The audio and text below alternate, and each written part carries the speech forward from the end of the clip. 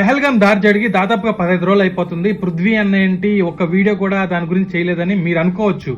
కానీ మన మోడీ తాత ఎప్పుడు పాకిస్తాన్ మీద అటాక్ చేస్తాడో ఆ క్షణం వీడియో చేద్దామని చెప్పి అయితే ఇన్ని రోజులు దాకా ఉండిపోయాను.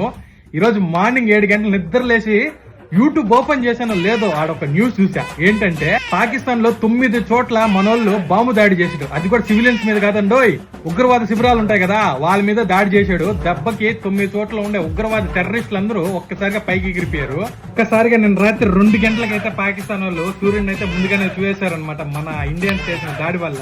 కానీ వాళ్ళకి మనకి డిఫరెన్స్ ఏంటంటే వాళ్ళు వచ్చి డైరెక్ట్ గా మన బార్డర్ లోకి ఎంటర్ అయిపోతున్నారు. ఎంటర్ అయిపోయి సివిలియన్స్ ని అటాక్ చేస్తున్నారు. ఆర్మీ వాళ్ళు ఏం చేయలేకపోతున్నారు. కానీ మన వాళ్ళు అట్ట కాదు కదా, మనకి హ్యూమన్ వాల్యూస్ తెలిసిన వాళ్ళం కదా.